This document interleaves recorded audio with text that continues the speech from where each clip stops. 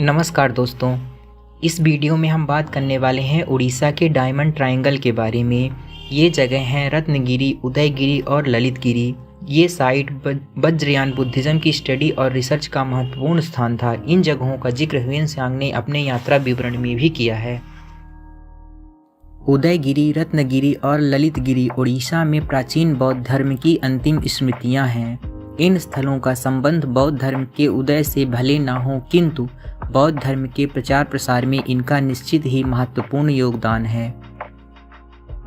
उड़ीसा में बौद्ध धर्म का इतिहास। ऐसी मान्यता है कि जब भगवान बुद्ध ने सारनाथ में अपना प्रथम प्रवचन दिया था, तब उनके आरंभिक शिष्यों में 2 शिष्य उत्कल अर्थात उड़ीसा के निवासी थे। उनके नाम थे तपस्सु और भल्लिका। ऐसा कहा जाता है कि जब 261 ईसा पूर्व में हुए कलिंग युद्ध के पश्चात उड़ीसा के सम्राट अशोक ने अहिंसा को अपनाया और पूर्ण रूप से बौद्ध धर्म में प्रवेश किया। समस्त विश्व में बौद्ध धर्म का प्रचार करना उनका लक्ष्य बन गया। ऐसा माना जाता है कि बौद्ध धर्म का भारत से समस्त विश्व में प्रचार करने में सर्वाधिक योगदान सम्राट अशोक का ही था। भुवनेश्वर के समीप धौली में अशोक का स्तंभ और उनके शिलालेख हैं। कहते हैं कि सम्राट अशोक की सुपुत्री संघमित्रा ने यहीं से श्रीलंका की यात्रा प्रारंभ की थी। वे श्रीलंका की अनुराधापुर के समीप मिहिनतले पहुंची थी। यह स्थान आज भी उनकी यात्रा का उत्सव मनाता है। उदयगिरी, रत्नागिरी और मंगलगिरी ये तीनों स्थल वास्तव में 3 विहार थे। बौद्ध धर्म में मठों और आश्रमों को विहार कहा जाता है। कदाचित इसका उपयोग उस समय किया गया था जब इस क्षेत्र में बौद्ध धर्म अपनी समृद्धि की चरम सीमा पर था। चीनी यात्री ह्वेन त्सांग ने अपने यात्रा विवरणों में कहा है कि 7वीं शताब्दी में जब उसने इन स्थानों की यात्रा की थी, तब भी ये तीनों विहार सक्रिय थे। तीनों ऐतिहासिक स्थलों में विशालतम स्थल उदयगिरी विरूपा नदी के किनारे स्थित है। विरूपा नदी अब लगभग विलुप्त हो चुकी है। इस स्थान को सन 1958 में एक्सकेवेट किया गया था। सन 1997 में जब यहाँ पुनः खुदाई की गई, तब यहाँ से कई स्तूप, मठ, संकुल और बौद्ध विहार उत्खनित किए गए। उदयगिरी बौद्ध विहार का मूल नाम माधवपुरा महाविहार था। उदयगिरी यह नाम यहाँ स्थित एक पर्वत के नाम से व्युत्पन्न है। इसका अर्थ है उगते सूर्य का पर्वत। उदयगिरी का बौद्ध विहार आरंभिक ईस्वी से 13वीं शताब्दी तक सक्रिय था। उदयगिरी में ईंटों से बना हुआ उदयगिरी महास्तूप स्थित है। यह छोटा सा स्तूप लगभग इतनी ही ऊंची एक पीठिका पर स्थित है।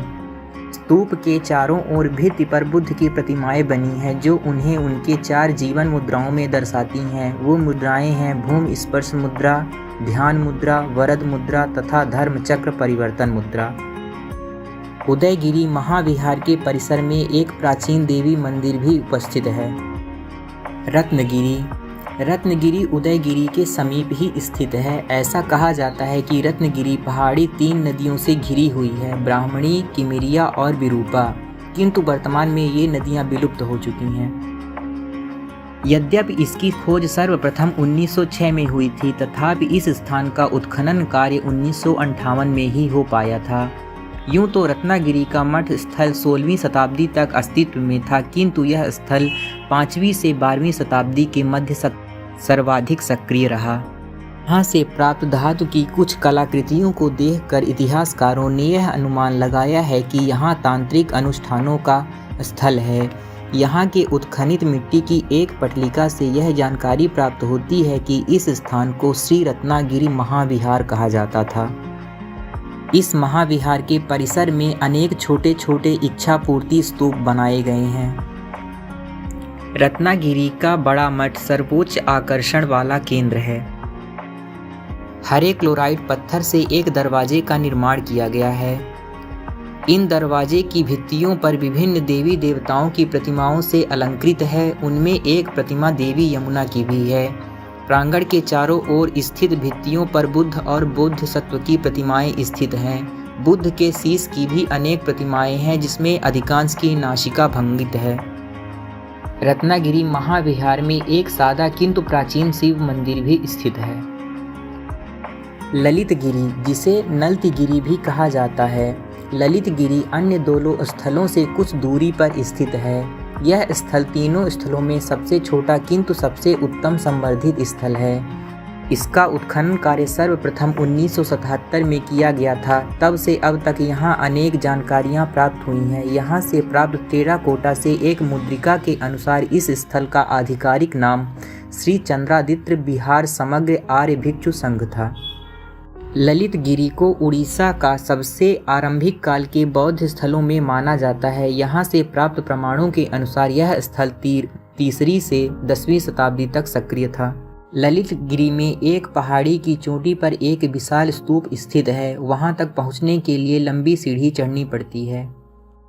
ऐसा माना जाता है कि पूर्व में ये तीनों स्थल एक साथ पुष्पगिरी विश्वविद्यालय का भाग थे, जो अब किसी अन्य स्थान में लांगुडी के नाम से स्थित है। पुष्पगिरी का उल्लेख वेन्सांग के यात्रा विवरणों से भी प्राप्त होता है।